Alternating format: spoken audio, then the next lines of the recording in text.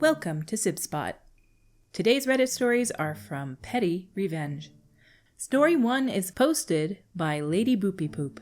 I am the a-hole, and a decade later, I'm still not sorry. This is an ancient tale of mine, but it crossed my mind this morning and felt this community might appreciate my youthful, a-hole-ish decision-making.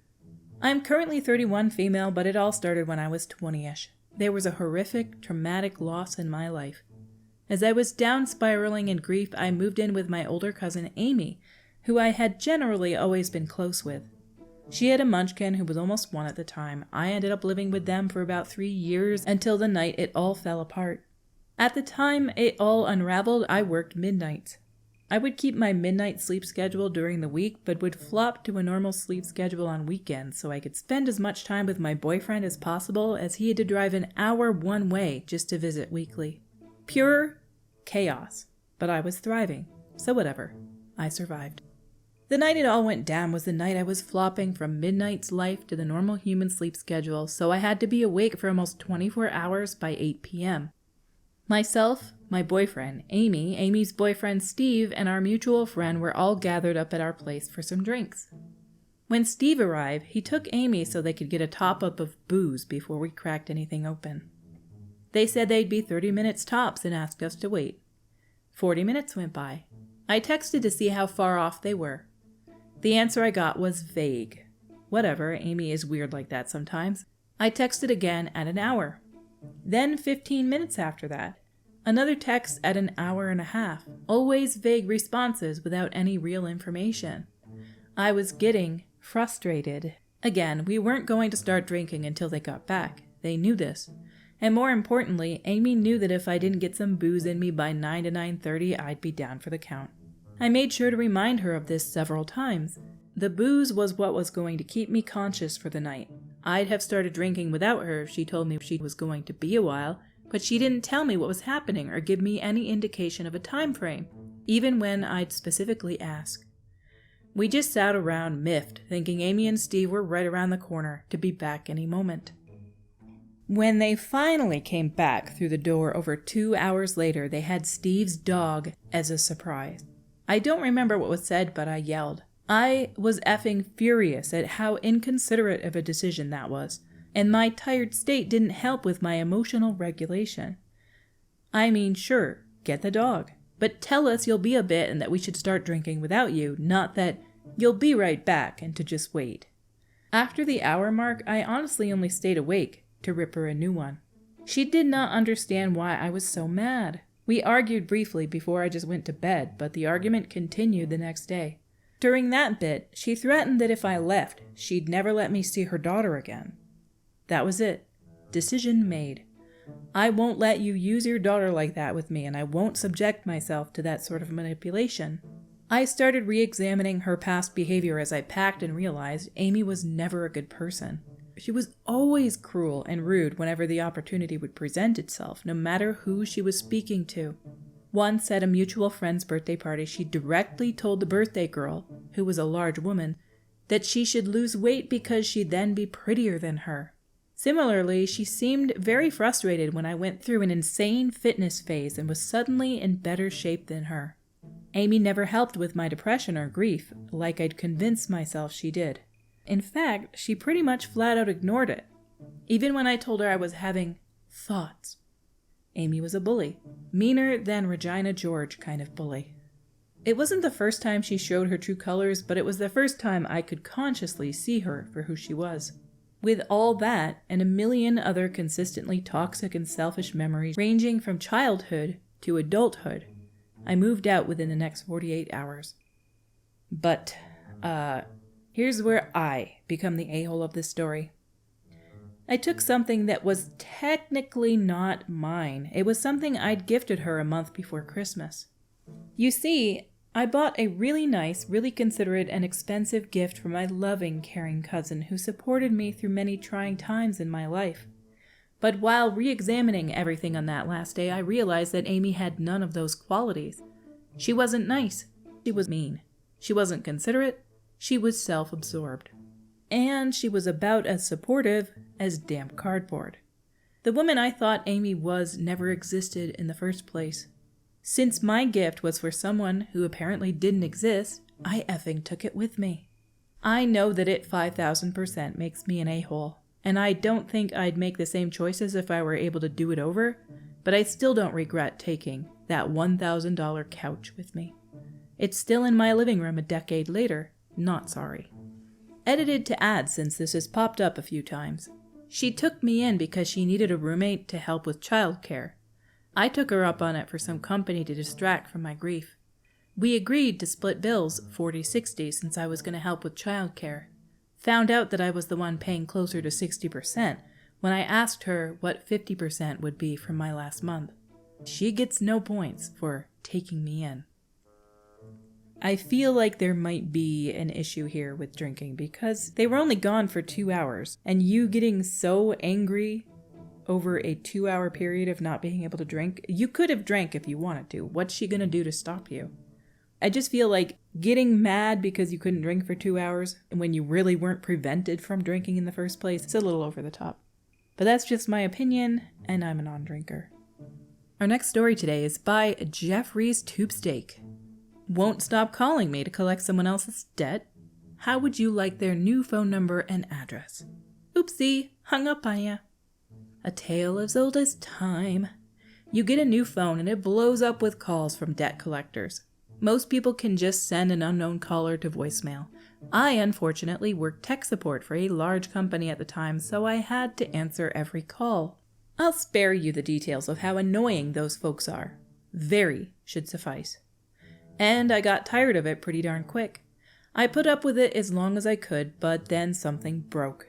I needed to F with these a-holes, in as much as it was possible and legal to do. Mostly, I just wasted as much of their time as I could, but for the really annoying ones, I had a routine that I developed over the course of about a year. This is my petty revenge, in the form of a dialogue. Dunner, is this Joe Detter? Me, is this about the unpaid phone bill from 2010? Dunner, yes, Mr. Detter, are you going to pay? Me, hang on a sec, I never said I was your dude. I work with him, though. He sold me this phone a couple weeks ago and told me I might be getting a few of these calls. Listen, could you please just call him directly? I can give you his new address and phone number, and the phone number for our HR department if you want that too. Dunner, that would be wonderful. Thank you. Me, are you ready to write this down? It's click. Invariably, they'd call back thinking I had just accidentally disconnected. I'd say something like, sorry, cell coverage sucks around here, I apologize. Do you still want me to? Click. You'd be surprised how many times they'd try again. I answered and pretended to accidentally hang up every single time. They all eventually figured it out, not before getting really, really angry, though. Taking care of debt collectors for all of us. Not all heroes wear capes. Our next story is by Saline Cube 99. Always be nice to your coworkers, especially when going door to door.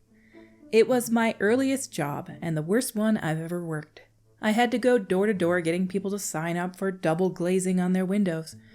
Literally one of the worst jobs I've had. Nobody is happy to see double glazing salespeople turn up unannounced at their door. I powered through it and did what I could, trying as much as possible to make people want to buy those double glazings. The team I worked with was all right too. We had fun and joked around and stuff, doing the best we could out of a very difficult job. It was summer and super hot out, boiling. Luckily, we all had water. Our manager bought us all large bottles of drink from the gas station nearby along with some plastic cups, lots of water, and 1 soda. This one guy, a 19 male, was so annoying. He constantly mouthed off, whine about how much the job sucked. He was going to college and would have a much better job. Blah, blah. Like he was too good for what us plebs were doing. Kinda annoying, but we tried to ignore him. So this a-hole drinks an entire bottle of Mountain Dew soda straight from the bottle. The only one our manager bought, and leaves none for anyone else. Not even thinking we'd like some too. He drank a whole bunch of water, too. Annoying, I was partnered with him for the next round of house calls, hoping together we could get a sale. Later, we're calling at houses on an almost deserted suburban area. Basically nobody there, but work says we gotta cover it all anyway because there's intel on a lot of work people might need doing or something. After a while, this guy starts complaining about needing the bathroom. I roll my eyes and tell him we'll try and ask at the next place we come to. No way is he urinating in public while we're working, especially with the company logo on our backs. Eventually, we come to an older guy pressure washing his windows. Time for petty revenge. I talk to this guy for ages, like really dragging out the sales pitch, as the a-hole gets increasingly uncomfortable. Starting to squirm around and puts his thighs together, trying not to make it too obvious that he's gotta go. The guy pressure washing his windows as we talk isn't helping at all. I made sure to take as long as I can in talking to the man, knowing full well that the a-hole is bursting to go. The old guy patiently listens and seems to notice the guy squirming about. The old guy even asks follow-up questions about the product as the a-hole is basically crossing his legs together. Eventually, the a-hole blurts out, "Sorry, but can I please use your bathroom?" The old guy says sorry, but he doesn't allow strangers into the house. He takes one of our leaflets as we move on, all without getting this guy a bathroom break. I believe there was a radio station several years ago that did a competition called Hold Your Wii for a Wii, and whoever won was going to win a Nintendo Wii. They had people drinking water and drinking water and drinking water and not going pee as long as they could, and somebody died from that. You should always pee, given the chance. Our next story is by I Love Donuts 4. This is a 2-part story. The second part is very, very small. Using my phone number to sign up for everyday things? Fine, I'll cancel your plans. For more than a year now, I get random texts about upcoming reservations for restaurants, fitness classes, apartment tours in a state I don't live.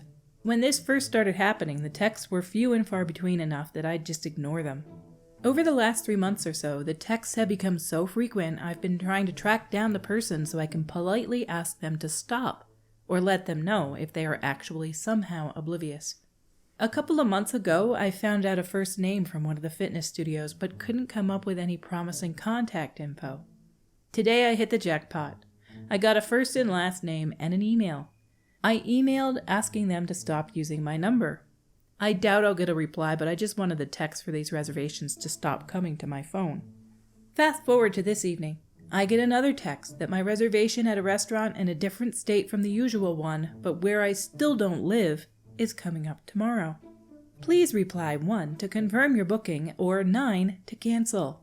Bet you can guess my reply. Best of luck finding a new reservation for a table of 6 in Manhattan on a Friday night. And that story was posted by this person years ago, and I just posted that they're still getting these texts and still doing the same thing. I will still cancel your reservations.